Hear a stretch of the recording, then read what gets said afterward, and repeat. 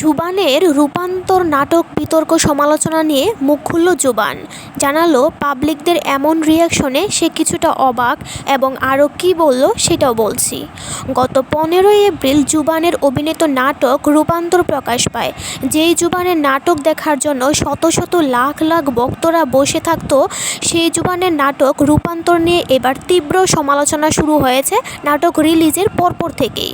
সমালোচনার কারণটা হলো দর্শকদের অভিযোগ, নাটকে রূপান্তরিত নারী বা রূপান্তরিত পুরুষ যেই মতবাদটা রয়েছে সেটা প্রকাশ করা হচ্ছে, সেইটা অনেকেই মেনে নিতে পারছে না, যার কারণে এই নাটক সহ জুবানকে নিয়ে এত সমালোচনা শুরু হয় সোশ্যাল মিডিয়াতে। সমালোচনার জেরে প্রযোজনা সংস্থা ইউটিউব থেকে নাটকটি সরিয়ে ফেলে, কিন্তু এর মাঝে যা হবার হয়েই তো গেছে। জুবানকে নিয়ে চারদিক থেকে এমন সব কটূক্তি ছড়াচ্ছে, কেউ কেউ বলছে জুবানকে বয়কট করা উচিত, কেউ বলছে জুবানকে ওপেনলি মাফ চাইতে হবে, আবার কেউ কেউ বলছে জুবানকে তওবা পড়তে হবে। এরকম নানান ধরনের কথাবার্তা। এবং এর মাঝে এই নাটকে ওয়ালটন ফ্রিজের একটা অ্যাড দেখানো হয়, এটা নিয়েও শুরু হয়েছে সমালোচনা। পরবর্তীতে ওয়ালটন কোম্পানি জানিয়েছে এতে তাদের কোনো হাত নেই, এইখানে সব হচ্ছে বিজ্ঞাপন সংস্থার দোষ। তারপর ওয়ালটন কোম্পানি এই নিয়ে নোটিশ পাঠিয়েছে এবং চুক্তি বাতিল করিয়েছে।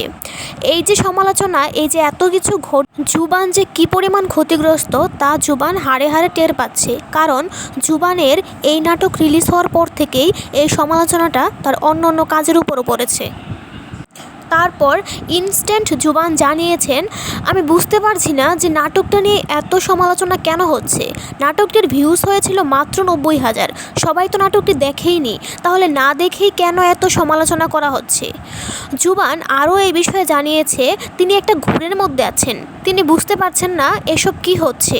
সর্বশেষ জুবান জানিয়েছে দর্শকরা পছন্দ করে না এমন নাটক তিনি আর কখনোই করবেন না, দর্শকদের মন মতোই কাজ করে যাবেন।